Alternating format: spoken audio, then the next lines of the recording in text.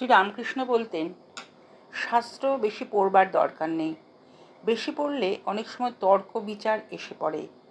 গীতার সার এক কথায়, ত্যাগ। তিনি মজার ছলে বলতেন, গীতা গীতা গীতা 10 বার বলতে বলতে ত্যাগী ত্যাগী হয়ে যায়।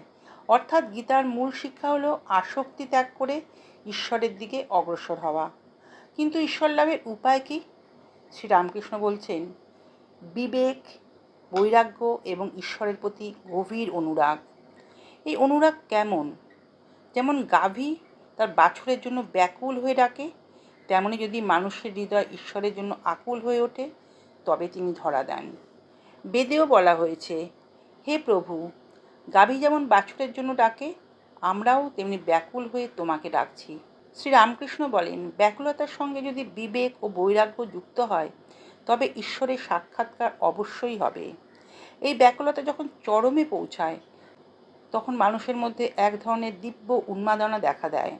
সে জ্ঞান পথে চলুক বা ভক্তি পথে চলুক, ঈশ্বর প্রেমে আত্মহারা হয়ে যায়। তিনি উদাহরণ দিতেন ঋষি দুর্বাসার কথা। ঈশ্বর জ্ঞান লাভের পর তার মধ্যে সে দিব্য উন্মাদনার প্রকাশ ঘটেছিল। তারপর শ্রীরামকৃষ্ণ সংসারী মানুষের জ্ঞান ও সাধকের জ্ঞানের মধ্যে পার্থক্য বোঝাতে বলতেন, সংসারীর জ্ঞান হলো প্রদীপের আলোর মতো। সে আলো শুধু ঘরের ভিতরটুকুই দেখায়, নিজের দেহ, পরিবার, স্বার্থ এই পর্যন্তই তার দৃষ্টি সীমাবদ্ধ থাকে। কিন্তু সাধকের জ্ঞান হলো সূর্যের আলোর মতো। সূর্য উঠলে যেমন ঘরের ভিতর ও বাইরে সব কিছু স্পষ্ট দেখা যায়, তেমনি ঈশ্বর জ্ঞান লাভ হলে জীবনের প্রকৃত সত্য প্রকাশিত হয়।